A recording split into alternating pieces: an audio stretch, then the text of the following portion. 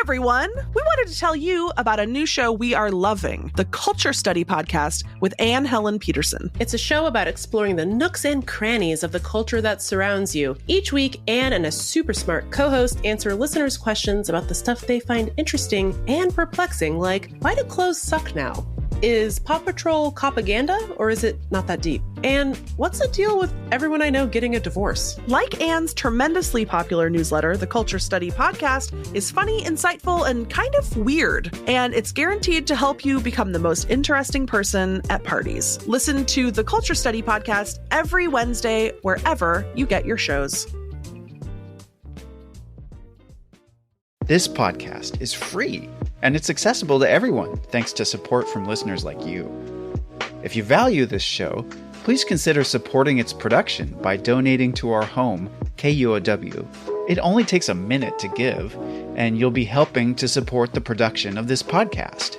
Make a donation at KUOW.org or follow the link in the show notes. And thanks! Megan's a little bit scary and she yells at adults. For sure. And I am quivering. Got him. Boom, roasted. Zombie cannibal vampire monster. What a bunch of chuckleheads. I hope you don't have plans to spend time with literally anyone else. Text me back. Text me back. Text me back. Text me back at once. Why won't you text me back?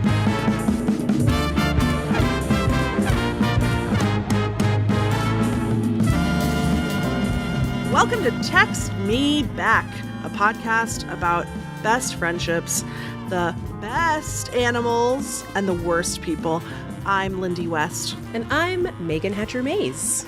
Today, in honor of Valentine's Day, a totally real holiday full of love and smooches, we are releasing a little Valentine's bonus to our listeners who we are in love with, and not platonically. We love you all romantically, which is why we have gotten you this gift. Lindy, would you like to share what it is? I sure would, Megan. It's our long-awaited Lord of the Rings bonus episode. Light the beacons! Now, you might be saying, why now? A of all, that Lord of the Rings episode you did came out last year. And B of all, Lord of the Rings famously one of the least romantic movies ever made, containing, hear me out, only 3 women, 3 to 4, possibly, and almost no smooching, and mostly it's just men running around hitting each other. However, counterpoint, the men are cute, and the girls are cute, and sometimes the romance isn't about what's going on screen, but about what's going on in your heart as the viewer. Also, gay hobbits exist and sometimes go on a trip together. I thought that was the end of the sentence. Gay? But more specifically, there's some sort of Lord of the Rings assance happening right now all over the nation in our nation's movie theaters. That's so true. A Lord of the Rings assance is the word that many people are using. Theaters all over this great nation of ours, all over Middle-earth, are doing screenings of the Lord of the Rings trilogy this month. In Seattle, one theater downtown is dedicating the whole month to these movies. It's called SIFF Cinema, although I knew it as Cinerama, but now it has a different name.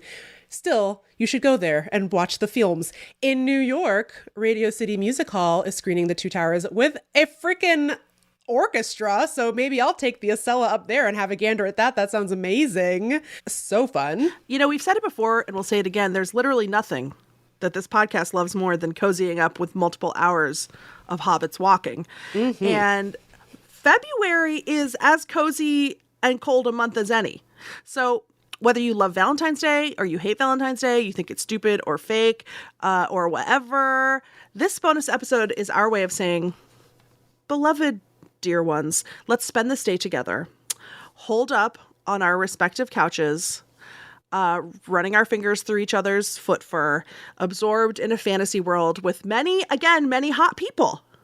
One might say exclusively, uniformly hot people. Name one that's not hot. Return of the King, more like Return of the Babes. You know what I'm saying? Anyway, much like Lord of the Rings director Peter Jackson, Lindy and I have 13 hours worth of unused Lord of the Rings podcast material that we are going to now force you to listen to in totality. No, we're not going to do that. We're going to be releasing the 13 hours in little snippets over the course of the calendar year of 2024. No, we're not going to do that either. But we are going to start with something that got taken out with our beautiful friend, Tyler Bure, our wizard, in a segment we called Ask a Wizard. Okay, for this segment, we compiled questions both from Lindy and my own brains and also questions from some of our listeners to ask the wizard. Are you ready, wizard, for some deep lore questions about Lord of the Rings? So ready. Okay. Can I ask a preliminary question of the wizard that I just thought of? I just want to know, all the wizards in Lord of the Rings, they each have a color. Gandalf the gray / white, Saruman the white, Radagast the brown, and then of course the mysterious blue wizards, who I only know about because Tyler told me. What color wizard are you, Tyler the wizard? I think red is my favorite color, and since it's not taken, bam. Do you have a wizard name, or do you want to just be Tyler the Red? Tyrandir, Tyler Stormcrow. Let's go, wizard. Come on, wizard. Tyrandir is pretty good.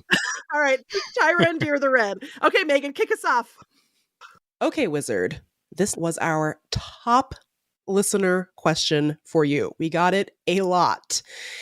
Let's dispense with it quickly and perhaps indignantly. Why didn't the Eagles, including King of the Eagles, Gwahir, just fly the Fellowship into Mordor and dispense of the ring immediately? They all get their own eagle and fly into Mordor. Wizard, what say you?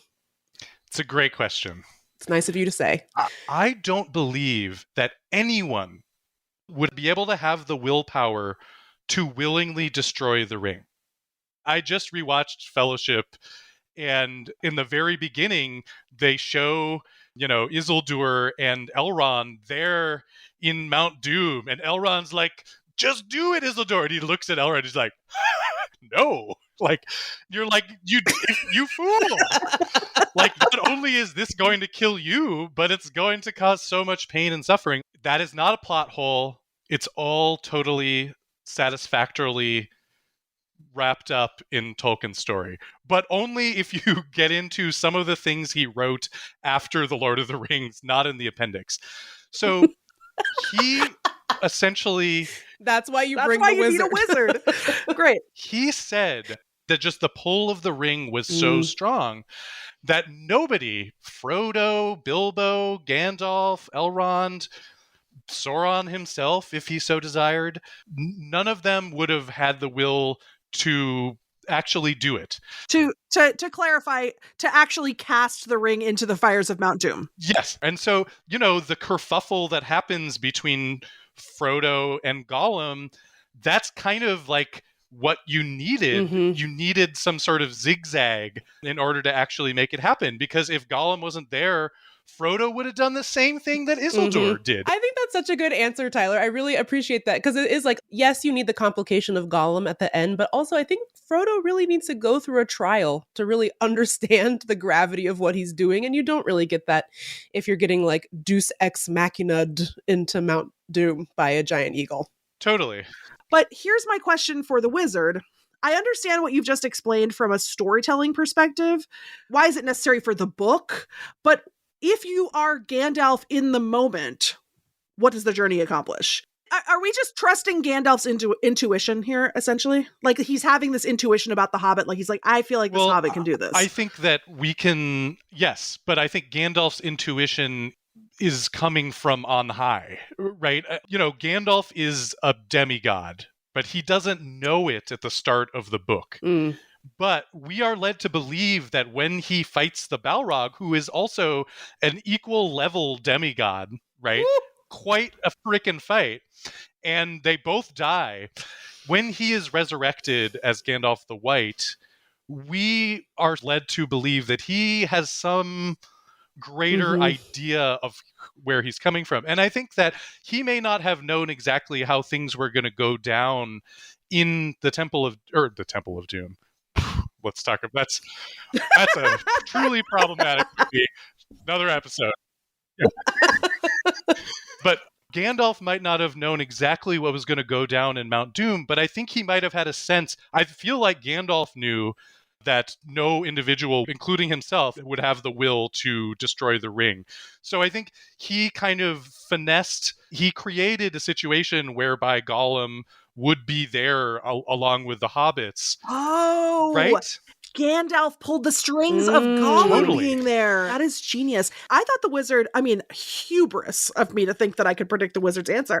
I thought you were just going to be like, oh, they can't send the eagles because Sauron has the Nazgul who can just go bite the eagles out of the sky and, Well, that too. make them crash.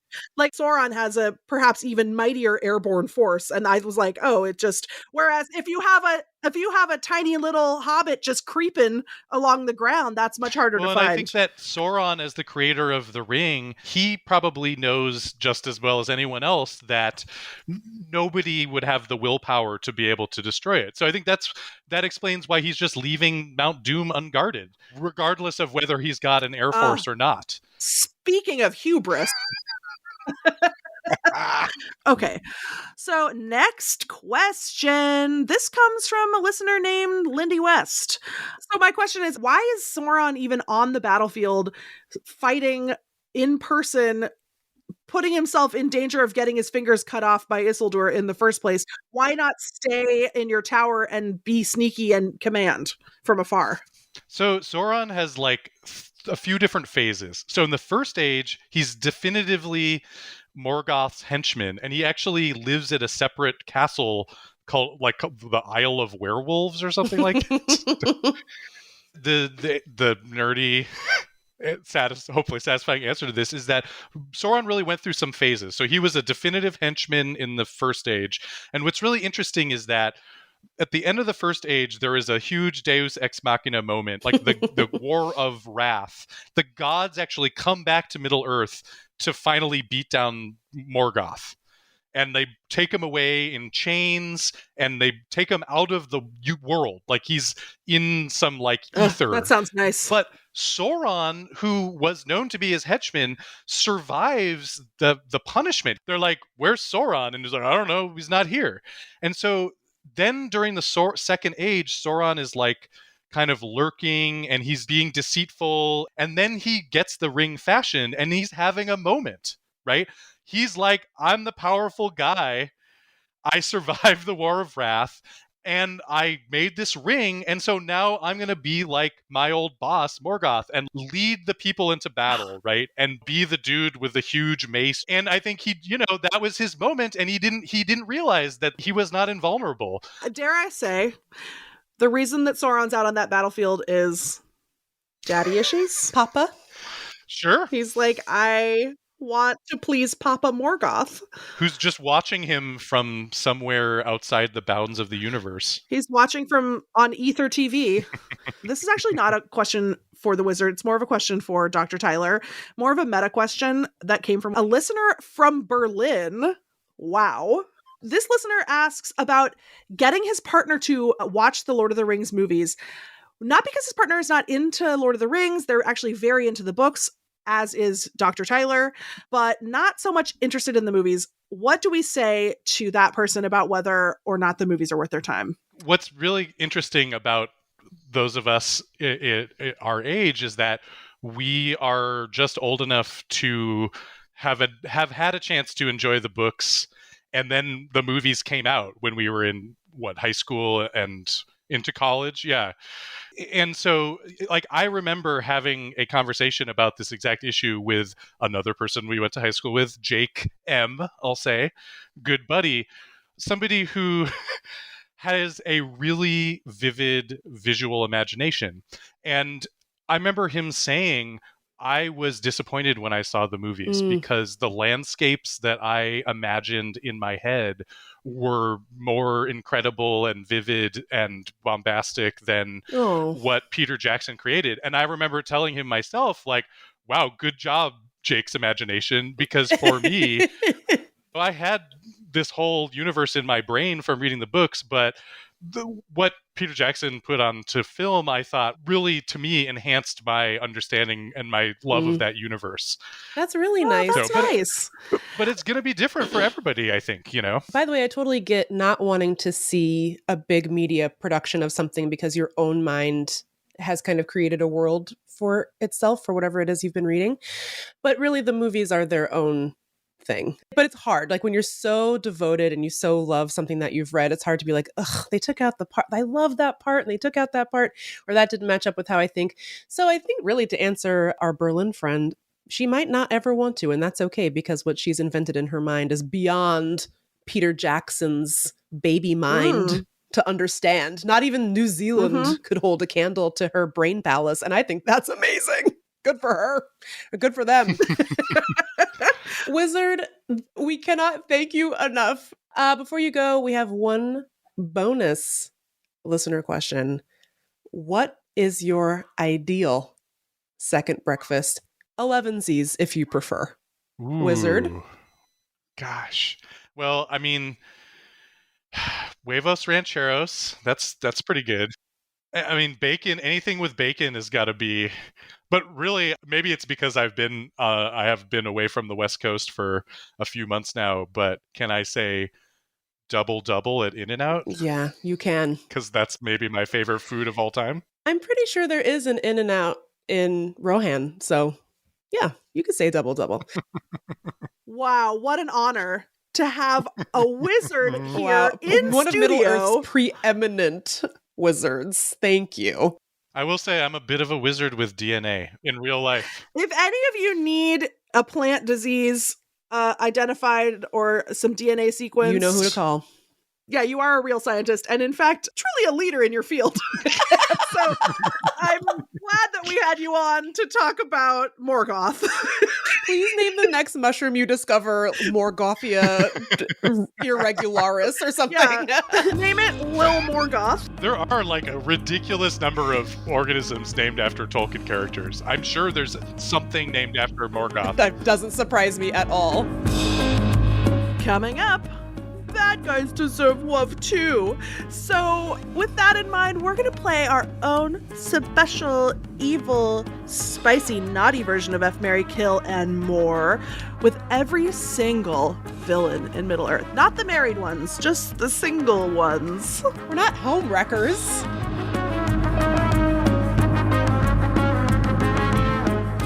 Guess what? Text Me Back is going live. Friday, March 15th, 7:30 to 9:30 p.m. at Town Hall, Seattle. We'll talk about our favorite animals, our least favorite people.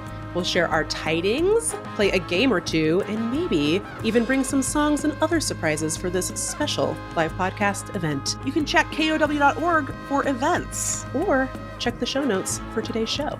See you then, besties.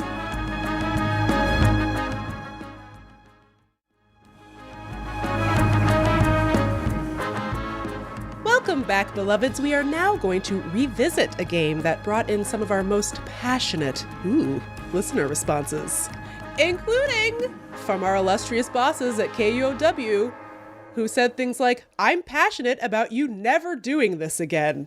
Sometimes passion is a bad thing.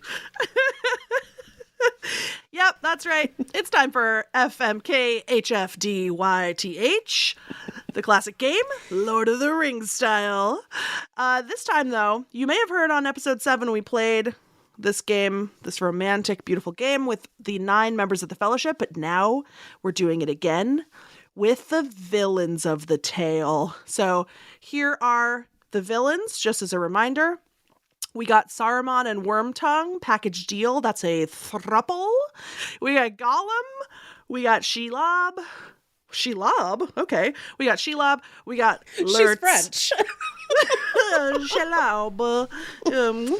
Might want to pick her for ultimate romance. Ooh. Okay. Lurtz, who is that ripped orc with the high pony. Witch King of Angmar, Sauron, Denethor, Lobelia Sackville Baggins, and Balrog. But of course, we're not just effing, emming, and K'ing. We have loads more options too, and here they are. FMK, of course, the classics. H, hurt their feelings.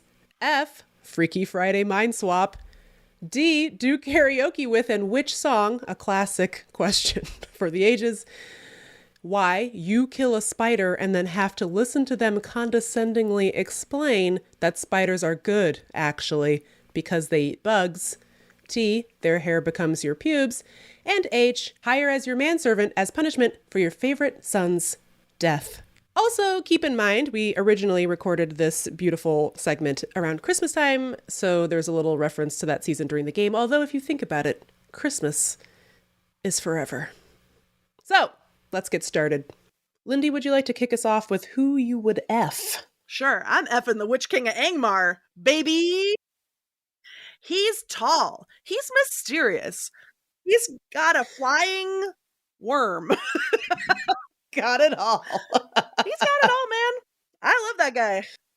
I'm the Witch Queen of Angmar now. I don't know where Angmar is, but I mean, you're just effing.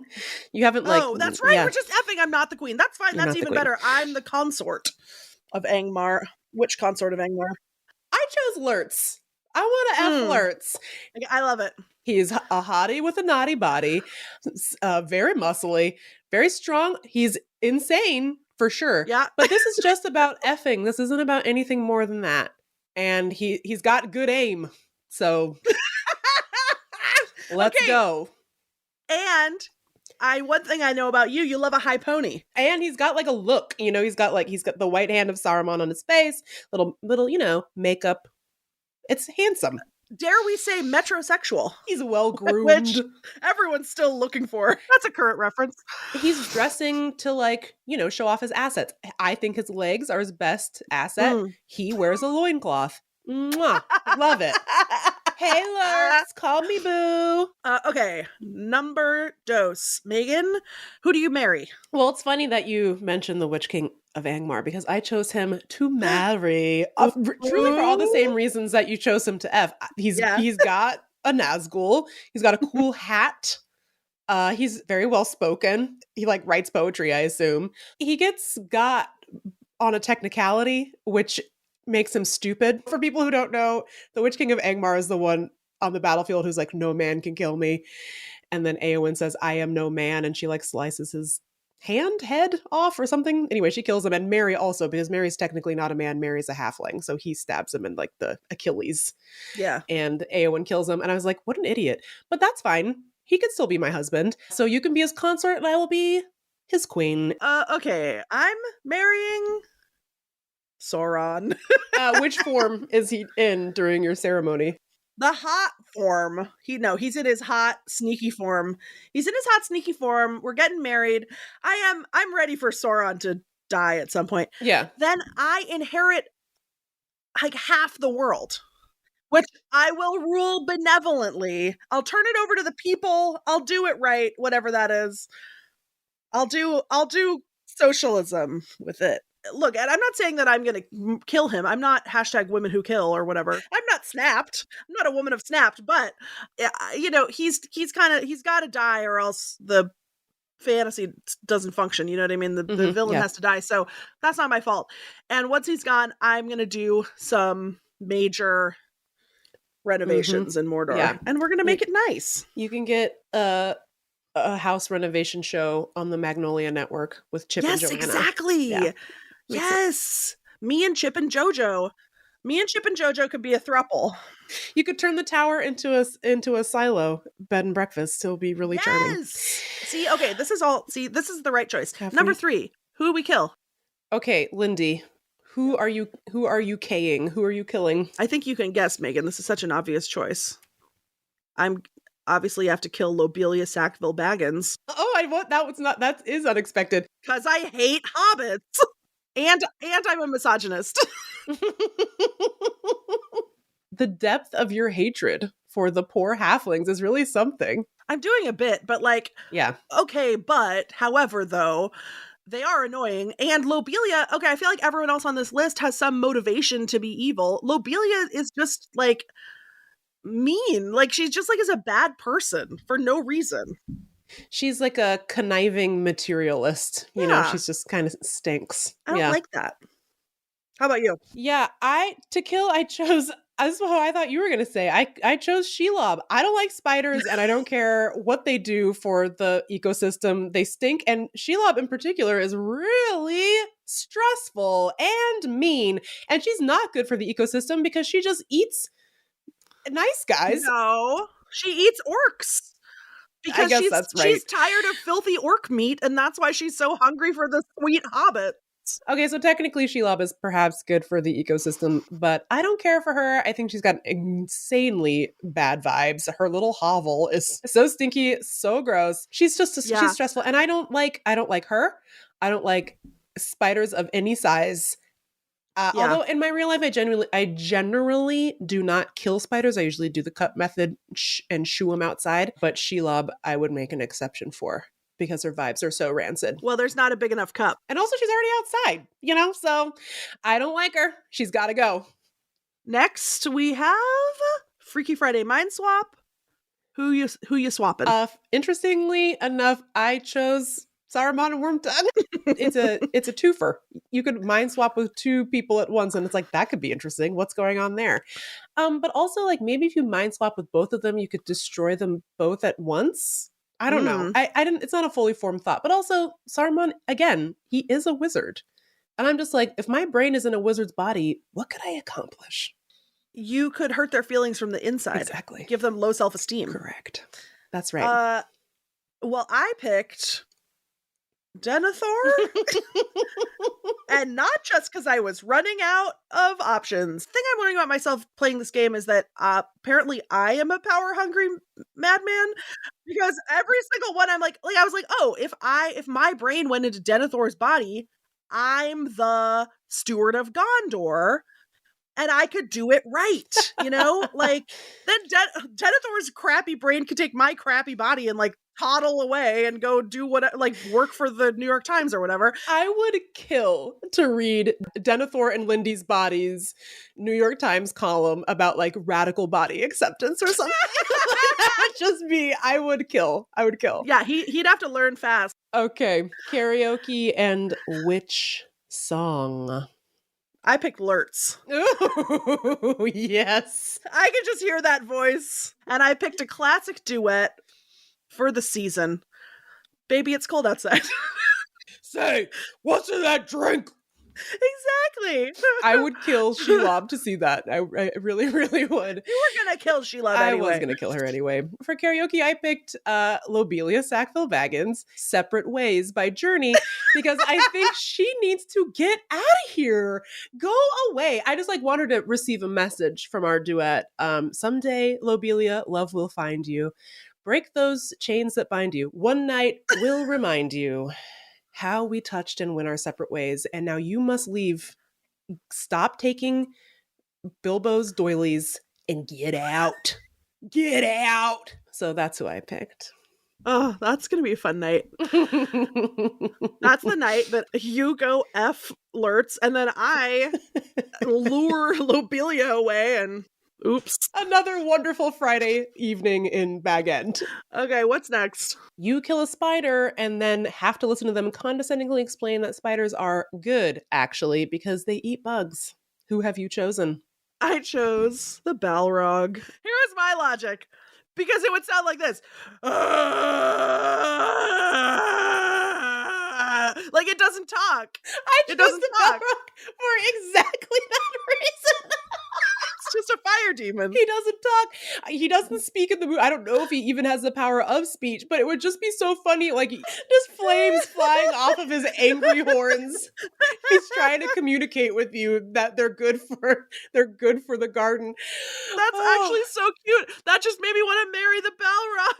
What a cutie. Oh God. He just cares too much, Okay, their hair becomes your pubes. Let's say it at the same time. 1, 2, 3. Gollum. He's mostly bald, except for 4 strands. So I just was like, just for ease of maintenance, I was like, it's got to be Gollum. Who else could it be? It's gotta be. I mean, it's honestly a great choice. It's a gorgeous choice. Yeah, it's just gonna be stunning. Absolutely stunning. And then finally, Hire as your manservant as punishment for your favorite son's death. Megan, who did you choose? I chose Denethor. Give him a taste of his own medicine, that dirty rat. You know what I mean? He deserves it. I mean, it's so obvious. It's like, you are a weird jerk. Listen, I know we have opposing views on Pippin, but Denethor is very mean to him for no reason. Well, just because he's gone mad over his son. I mean, look, I know he's grieving. I get it. We all grieve in different ways. Leave Pippin out of it, freak. Leave him alone. Now you're gonna light Faramir on fire? He's still alive? Boo, boo. You will be bringing me tomatoes on a platter, my good man. I have chosen Denethor. I support that choice. I think that's a good choice. And I also think that I'm inconsistent with my feelings. Like, as we know, I condemn and defend Pippin in the same breath. So, and you know, Denethor, you're still responsible for the actions that you take, even if they're the result of mental illness. You still have to make amends for them. You have to be accountable for them. Yeah. Right? Yeah. Isn't that true? Totally. Who'd you pick? I picked Shelob. I just thought it'd be funny to have Shelob scuttling around. Yeah. Bringing me my robe and slippers. Washing your feet. Yeah. Yeah. I mean, how funny would that be? It's quite the image. Well, I think we can all agree this is the greatest game to ever have been invented by two genius women. You can play it with your friends. You can play it with your family. It's a game for all ages, I would say.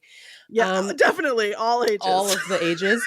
And again, I guess this brings to a close another classic round of FMK HFDYTH.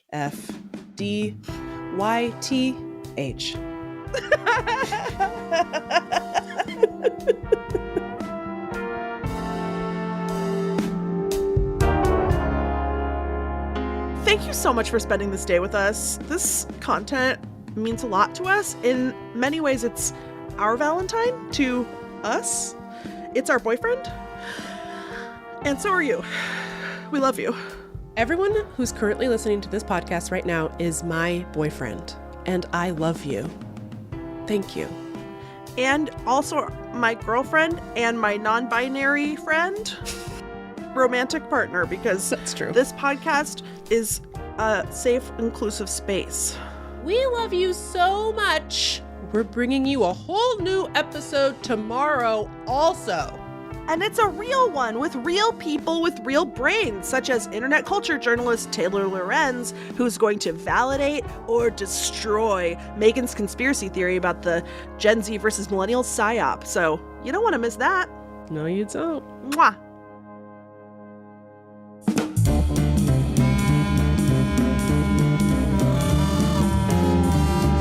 Text Me Back is a production of KUOW in Seattle, a proud member of the NPR Network.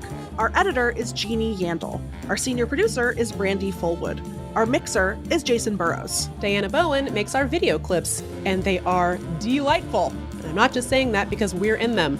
Go enjoy them at Text Me Back Pod on Instagram and TikTok.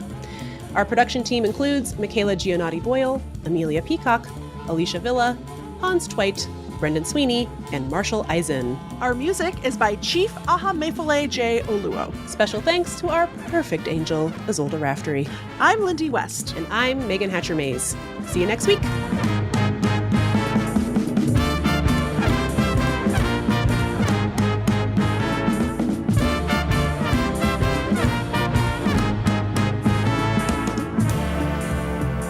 The orcs exhibit lots of social behaviors that indicate that they have a complex society. And I don't understand what they're doing all the time when there's not a war on. Yeah. Like that, are they sitting at home playing a board game? Are there orc like councils? Cooking a rat stew? There's clearly orc bureaucracy because there's always an orc with a clipboard being like, we don't have enough supplies. Whatever. It's a famous meme. The part when the orc is like, they decide that they're gonna cannibalize each other, and the orc is like, looks like meat's back on the menu, boys, implies that orcs have restaurants. So I feel like there's this sort of propagandistic flattening of the orc into a binary, like, black and white villain, which is Sure. problematic. Well, but they are followers of Hitler Sauron, so it's like, Oh, right. you know, they have to. It's like a cult. They have to face accountability. It's an MLM. No. They have to face. It's Sauron's MLM. Yes. They have to face. That's the only thing that makes sense. Oh my God, the crosstalk is really something today. At a time when information continues to come at us faster and faster, sometimes you need to hit pause and rewind. NPR's Throughline takes you back in time to the source of the news stories filling your feed. Find NPR's Throughline wherever you get your podcasts.